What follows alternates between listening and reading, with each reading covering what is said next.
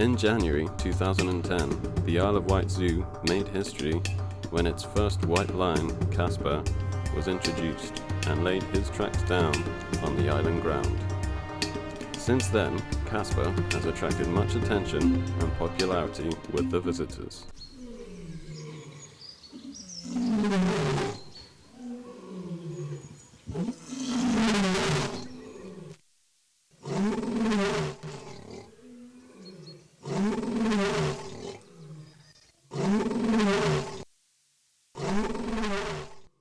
This is Casper, our white lion. He came to the zoo in 2010, January.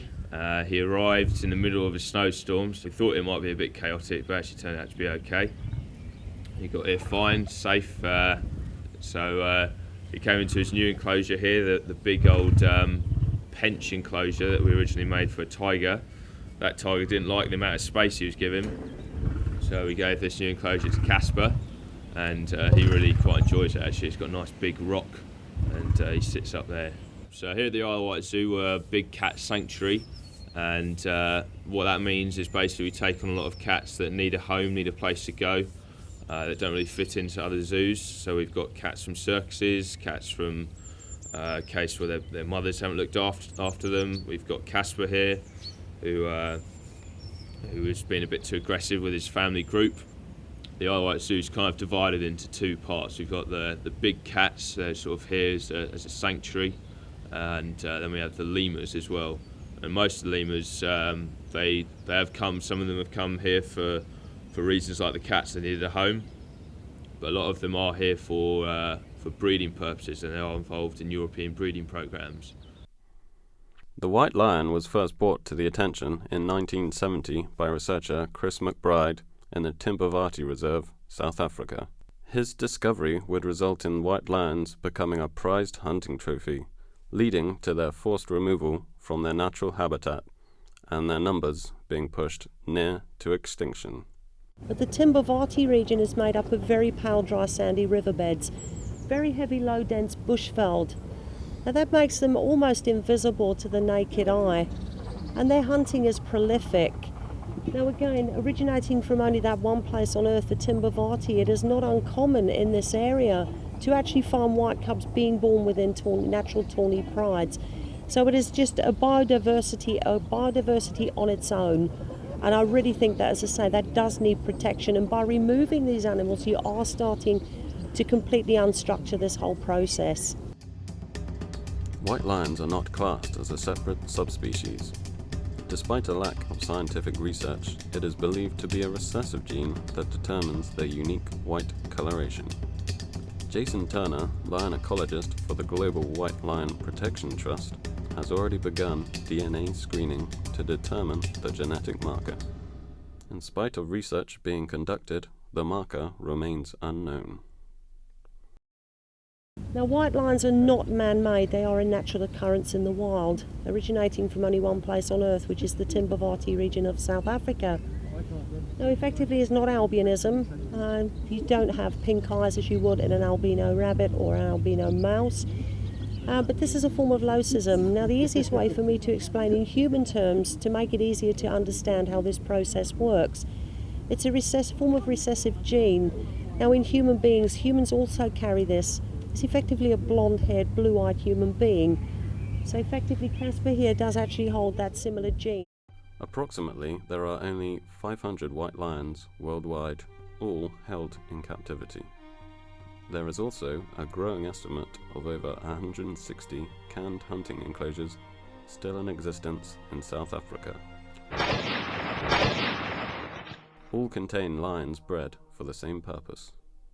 In canned hunting farms, these are seen almost as farm animals. They will be farmed, females, almost forms of speed breeding. Those animals then, once they've matured, will be placed into what is technically known as a can, which is a contained area much smaller than this that you see behind me. Some of these animals, again, are almost semi-sedated to stop them from running. But the problem is they have no means of escape, and they will be shot, they will be skinned, their head taken off and used either as a rug or mounted on a wall plaque. lions being bred purely just to be shot, very simply. No one could ever condone that. I would never condone it. And I would feel as strongly against it as any other person. You know, hunting should be a sport. There's nothing sporting about breeding something, sticking it in a cage and shooting it. The ethical side of the hunting industry is got two main areas. The majority of hunting in South Africa would come from people who are biltong hunting, that's hunting the animals for their meat. Then you have the trophy hunters, who are people who are normally from either continental Europe or America, normally with lots of money. They come over specifically to hunt normally one species of animal of a certain size horn length, because it has to be a certain length. But the key is that he'll also pay perhaps 10, 20 times the amount for that animal than the local guy will hunting for female for meat. The trophy hunting industry is a lucrative resource. The opportunity to shoot and kill a white lion at close range for its pale skin can cost up to £125,000. I would rather see this moving around and being part of this planet for many, many years rather than placed on somebody's wall. And it is very difficult, it's very emotional. It does raise emotions on all levels, and it raises emotions on both sides for those for and against. But for those of us who live in the real world, that we actually have to turn a profit on these things to survive, then it has to be a balance between the three. You know, photographic, trophy and biltong. But most of it is biltong hunting because it's for food. For these rural communities, the whole economy is based upon the hunting industry. And if you were to remove the hunting industry, you'd put an awful lot of people out of work. And I mean a lot of people. It's probably measured in hundreds of thousands instantly. To me, the word sport is a competition between two rivals of individuals or two teams on an equal level. Well, I'm sorry, today's modern weaponry and wildlife is no equal contest. But what has developed more recently is the ecotourism side. And it's something I try to encourage as well, is that, you know, people would come without rifles, they would come with cameras. And I used to do it a lot myself, is that, you know, you take a long lens camera and you take photos of the animals. I've been associated with the Isle of Wight Zoo for a number of years now, and there is a reason for this. It's the ethics behind the place, the true ethics.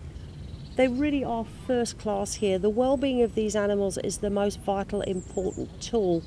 And for any animal to be happy, healthy and safe, showing natural behavioural patterns, that is when you know that things are at the top of their game.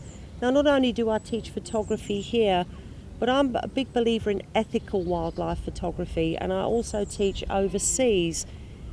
And as you've seen, the guys that I've had here today, Casper has been laying within 10, as close as 10 feet at some point, but has not at any given time charged them, because what I'm trying to teach these guys is communicating with that animal and working with him. And if he doesn't feel threatened by us, we're giving out a positive energy here. Casper's future here at the Isle of Wight Zoo is, we're hoping the next stage is to get him a female. Lions are obviously pride animals, social animals, so having a female would be ideal, and we'll probably be getting a tawny, normal coloured lion for him, just because most of the white lions in this country are kind of quite genetically closely related to Casper. Casper is only 4 years old, he's probably got quite a long life ahead of him, and you know, hopefully he'll have a good time here at the Isle of Wight Zoo. Our main aim is to educate people about these animals, get them to care about them, get them to care about conservation. You've got to be able to see something and be able to appreciate it to actually understand why we should be trying to conserve these things.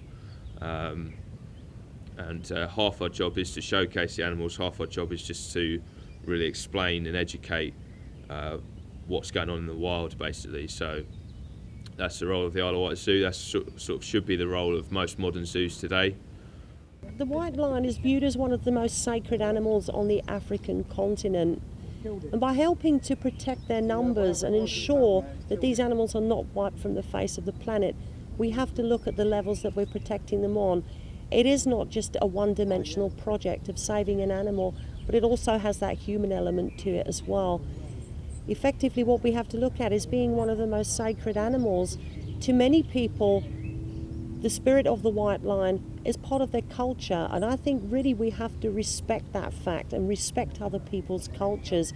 And to me, this is the jewel in the African crown, and I think that jewel really seriously needs to be placed back where it should be, and that is in its natural endemic range within the Timbavati. On the 1st of February 2008, the South African government brought legislation in to forcibly prohibit canned hunting. However, lions were specifically excluded from this law because of the pressure from the canned hunting industry. The war against canned hunting still continues today.